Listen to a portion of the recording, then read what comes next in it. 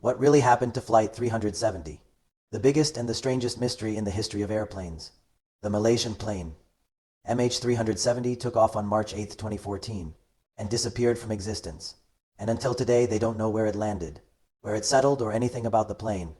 There were 239 passengers on board. The plane took off from Kuala Lumpur, and it was supposed to be heading to Beijing International Airport in China. The flight was 6 hours long, and after 20 minutes of taking off, the plane reached a height of 35,000 feet.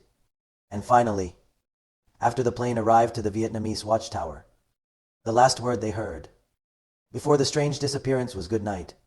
And the biggest mystery in the airplane history started from here. The plane disappeared as if it never took off, and there was nothing on the radar at all. The rescue team started to search for it everywhere. In the air, the sea, the oceans, they spread in the area. 34 ships and 28 planes, for 7 countries that participated in the search. But they didn't find any trace of the plane. After the investigators reviewed the satellite system, they noticed that the plane continued to fly for more than 7 hours after disappearing. And this is what made the subject more mysterious. Many theories have emerged, trying to explain the mystery of Flight 370, but until today, no single theory has been confirmed, including an area of 120,000 square kilometers. A very large search was carried out. It was considered the largest of its kind in history, where it cost about $150 million, and 36 countries were involved. In the south of the Indian Ocean, near Australia, when it was believed that the plane had fallen there. But after months of continuous search and investigation, the plane was not found. The National Transportation Safety Board came up with some theories. One of them that there was a fire inside the plane, and that's what caused all the communication systems to stop, and the plane to disappear, and the oxygen was cut off. The passengers died, the captain died, and some of these strange moves, because when the investigators reviewed the materials that were charged in the plane, they found 450 pounds of lithium for the batteries and the ignition cable, and this could have caused a fire in the charging station. But if it was true that there was a fire, the pilots tried to go back to the same airport they took off from, or to land at the nearest airport for them to evacuate.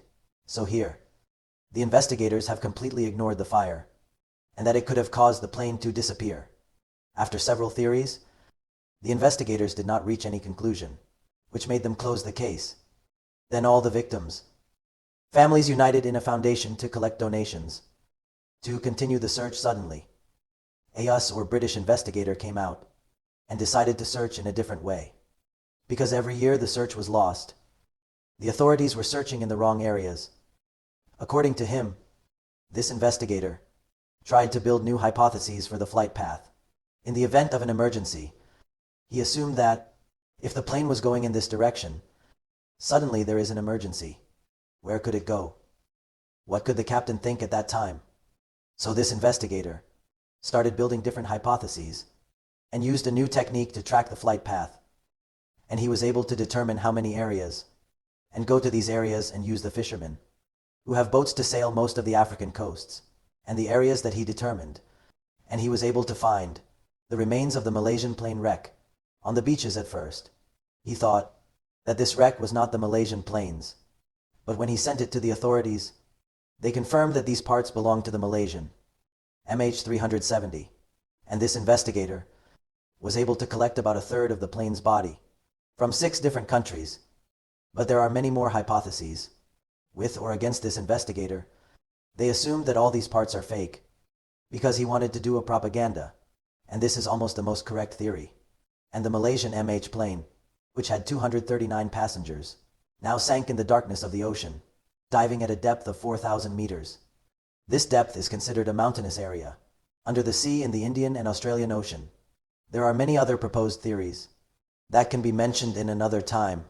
Tell me what you think.